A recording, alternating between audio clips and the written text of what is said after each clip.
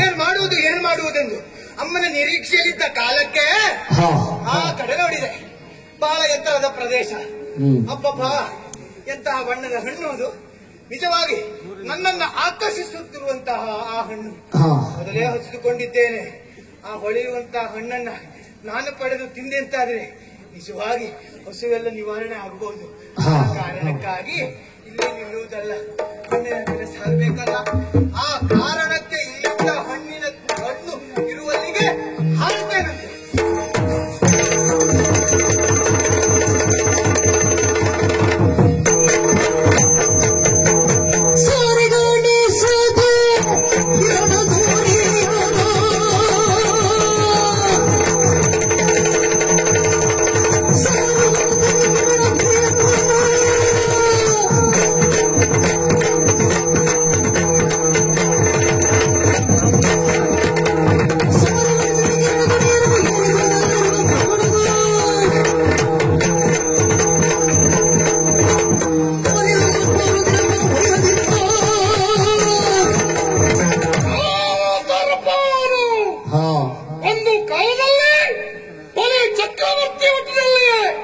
ಸಮುದ್ರ ಮತನ ಕಾಲದಲ್ಲಿ ಸಮುದ್ರವನ್ನೇ ಮುಚ್ಚಿಸುವುದಕ್ಕಾಗಿ ಮುಂದಾದವನು ನಾನು. ಸಿಕ್ಕಿದ್ದು ಅಮೃತ, ಉಳಿದವರ್ಯಾರು? ಆ ದೇವತೆಗಳು.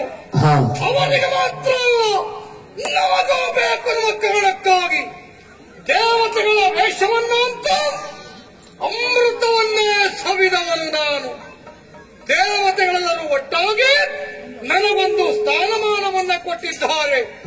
ನವಗ್ರಹಗಳಲ್ಲಿ ನಾನೊಬ್ಬ ರಾಮ ಸರ್ಪಾನು ಅನ್ನುವುದಾಗಿಯೇ ಕೀರ್ತಿಯನ್ನ ಪಡೆದವನು ನಾನು.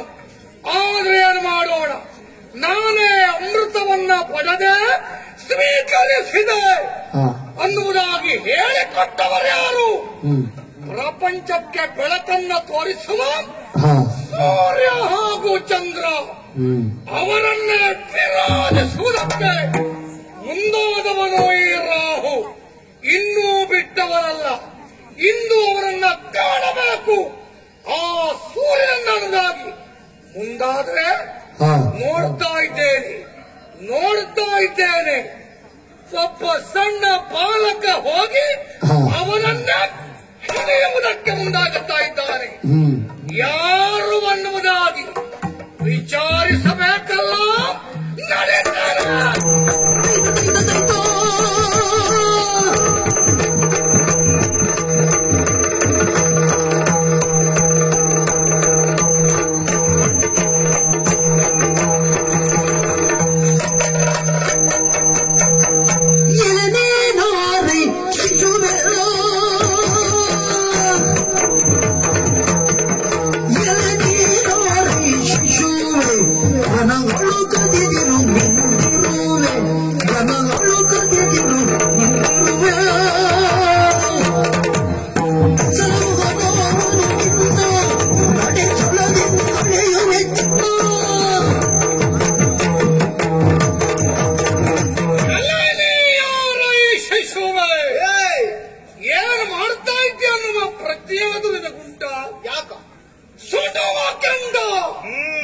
ಬೆಂಕಿ ಪ್ರಪಂಚಕ್ಕೆ ಬೆಳಕನ್ನ ತೋರಿಸುವ ಎರಡು ಕಣ್ಗಳು ಸೂರ್ಯ ಹಾಗೂ ಚಂದ್ರ.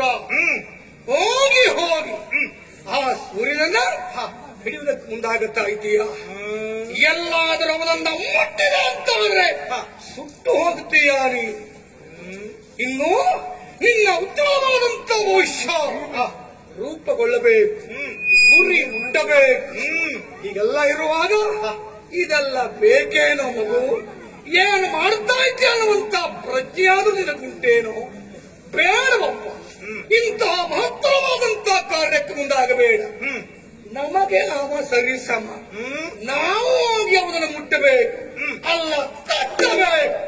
ಇಷ್ಟಿರುವಾಗ ಮೊನ್ನೆ ಪ್ರಪಂಚದ ಬೆಳಕನ್ನ ಕಂಡವರಿದ್ದೀಯ. ಮೊನ್ನೆ ಹುಟ್ಟಿದ್ದೀಯ, ನಿನ್ನೆ ಕೊಂಡು ಬಿಟ್ಟಿದ್ದೀಯ, ಈ ದಿವಸ ಮೇಲಕ್ಕೆ ಹಾರ್ತಾ ಇದ್ದೀಯ.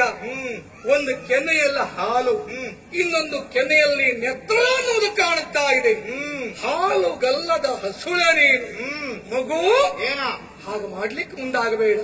ಅಷ್ಟು ಮಾತ್ರ ಅಲ್ಲ, ನೀನ್ ಯಾರು, ನಿನ್ನ ಹೆಸರೇನು, ಅಪ್ಪ ಯಾರು, ಅಮ್ಮ ಯಾರು, ಹೀಗೆ ಮಾಡುವುದಕ್ಕೆ ಉದ್ದೇಶ ಏನು ಎಲ್ಲವನ್ನು ಹೇಳ್ತೀಯ.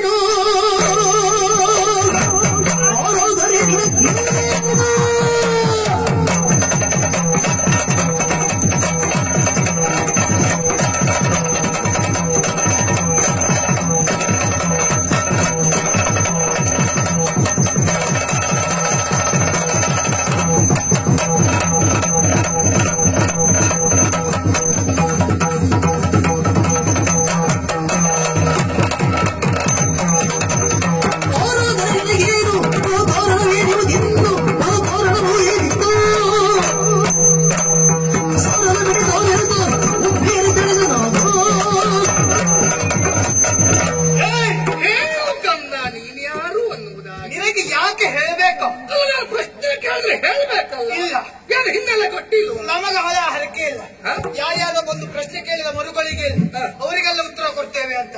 ಮೊನ್ನೆ ಹುಟ್ಟಿದ್ರು ಎಷ್ಟು ಸೊಕ್ಕಪ್ಪ ನಿನಗೆ. ಹೌದಾ? ಜೋರಿದ್ದ ಹುಡುಗ. ಅದು ಹಾಗೆ. ನಿನ್ನ ಸ್ವಭಾವ ಹೇಗಿರ್ತದೆ ಅದೇ ರೀತಿ ಅವ್ರು ಸಿಗ್ತಾರೆ ಅಂತ ಹೇಳಲಿಕ್ಕಾಗುವುದಿಲ್ಲ. ಕೆಲವರಿಗೆ ಮಾತಿನ ಪೆಟ್ಟು ಅಂತ ಉಂಟು, ಇನ್ನು ಕೆಲವರಿಗೆ ಹಾಗೆ ಇಲ್ಲಾಗುವುದು.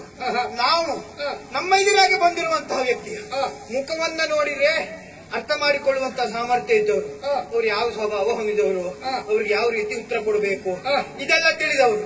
ಇಲ್ಲಿಯೂ ಹಾಗೆ ನಿನಗೆ ಈ ರೀತಿಯ ಉತ್ತರವನ್ನೇ ಕೊಡ್ತಾ ಇದ್ದೇನೆ.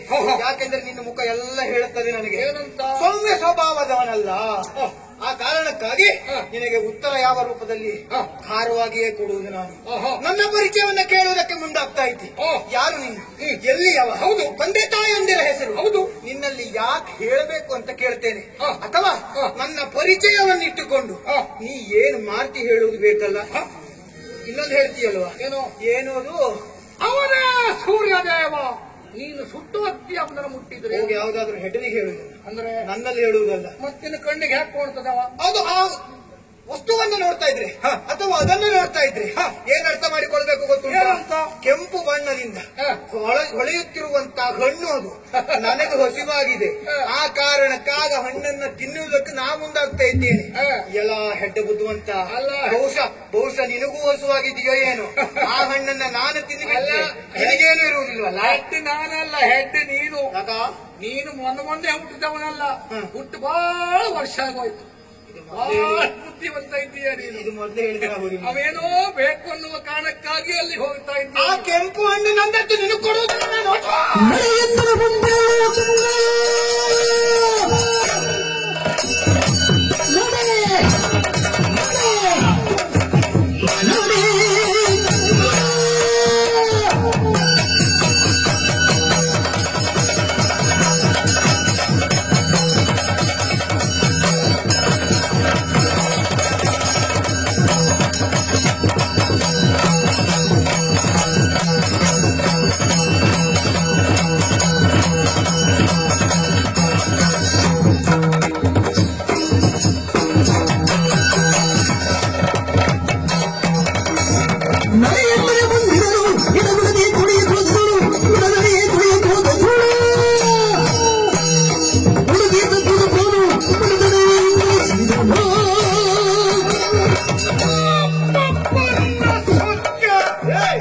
ಎಷ್ಟು ಮಾತಾಡ್ತೀಯ ನೀನು?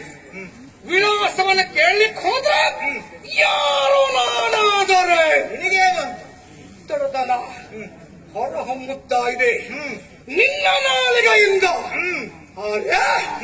ನನ್ನನ್ನೇ ಯಾರಾದರೆ ಯಾರಾದರೆ ಅವನು ಪ್ರಶ್ನೆ ಮಾಡ್ತಾ ಇದ್ಯಾ? ಗ್ರಹಗಳಲ್ಲಿಯೇ ನಾನಪ್ಪ ರಾಹು. ಲೋಕಕ್ಕೆ ಗೊತ್ತು ಏನೋ ನನ್ನ ಮಾತು ಕೇಳುತ್ತಾ ಇಲ್ಲ, ನಟ ಅಂತ ಹೇಳಿದ್ರೆ ಹೋಗುತ್ತಾ ಇಲ್ಲ. ನೀನು ಹೇಳಿದ ಹಾಗೆ ಜಾಣನಾದವನಿಗೆ ಮಾತಿನ ಪೆಟ್ಟು, ಕೋಣನಾದವನಿಗೆ ನೀ ಹೇಳಲೇಬೇಡ. ನೀ ಇವತ್ತು ನನ್ನ ಎದುರಿಗೆ ಎಷ್ಟೇ ಮಾತಾಡೋದನ್ನು ನಾನೇ ಕೊಡ್ತೇನೆ. ಹಣ್ಣು ನೀನು ಕೊಡುವುದಕ್ಕೆ